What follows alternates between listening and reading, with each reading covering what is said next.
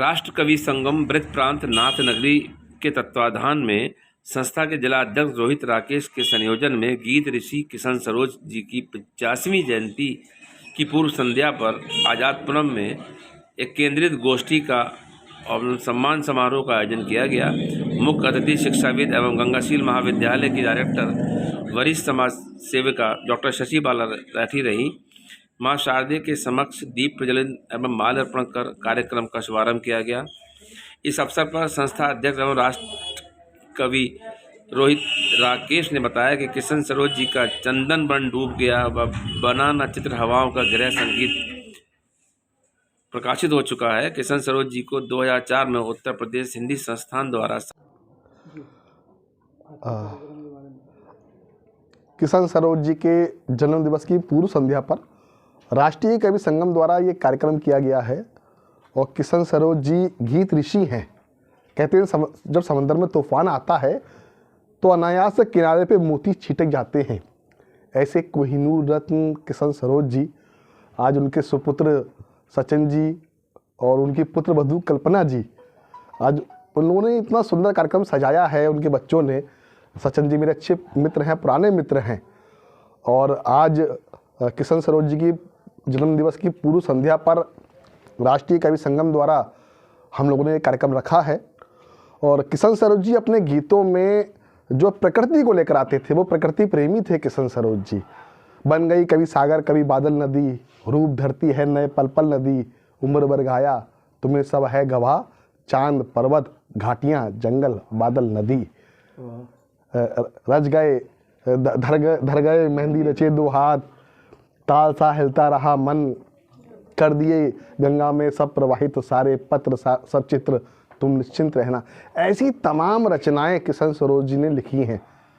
तो किशन सरोज जी को हम आज हमने कवि को सम्मानित किया है।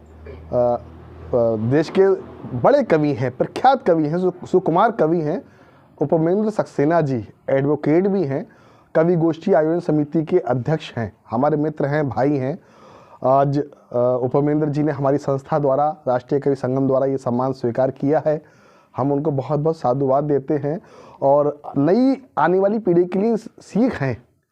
तो किशन सरोज जी तो इस दुनिया से चले गए हैं, लेकिन वो नई पीढ़ी तैयार करके गए हैं उपमेंद्र जी के रूप में, आप जैसे लोगों के रूप में। मैंने भी उनसे बहुत कुछ सीखा है। और सचिन जी हैं, उनके सुपुत्र हैं, मैं उन्हें बहुत बहुत साधुवाद देता हूं, बधाई देता हूं। आप लोगों ने इस कार्यक्रम में सहभागिता की, इस कार्यक्रम को सफल बनाया। धन्यवाद, शुक्रिया जी। पहले नाम लेना चाहेंगे? मेरा नाम डॉक्टर शशि बाला राठी, बरेली से हूँ।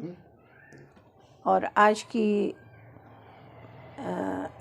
इस कार्यक्रम में आने का मुझे सौभाग्य मिला।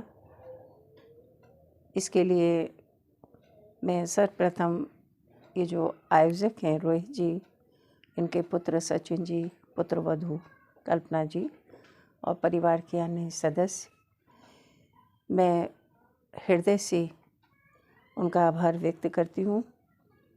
किशन सरोज जी के जन्मदिन की पूर्व संध्या पर हम आज ये कार्यक्रम राष्ट्रीय कवि संगम की ओर से जो आयोजित किया गया है, यहाँ हम सभी इकट्ठे हुए हैं, उपस्थित हैं।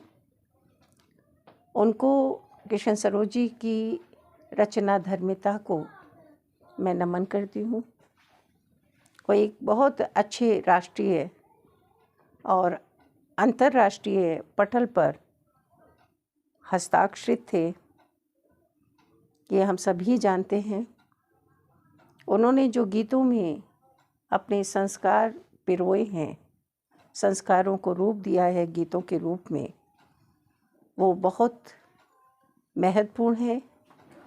वो अजय हैं, कालजयी हैं, ऐसा मैं मानती हूँ और हृदय की तलहटी से उनको नमन करती हूँ। यहाँ आज का ये कार्यक्रम, पहले तो आपका नाम लेना चाहेंगे? जी, मेरा नाम उपमेंद्र सक्सेना है, एडवोकेट हूँ, गीतकार हूँ। और आज राष्ट्रीय कवि संगम द्वारा परम श्रद्धेय किशन सरोज जी की जयंती की पूर्व संध्या पर यहाँ मुझे सम्मानित किया गया है। और मुझे किंचन को इतना बड़ा सम्मान मिला है, जिनके चरणों में बैठकर बहुत सारे कवियों ने कविता सीखी है।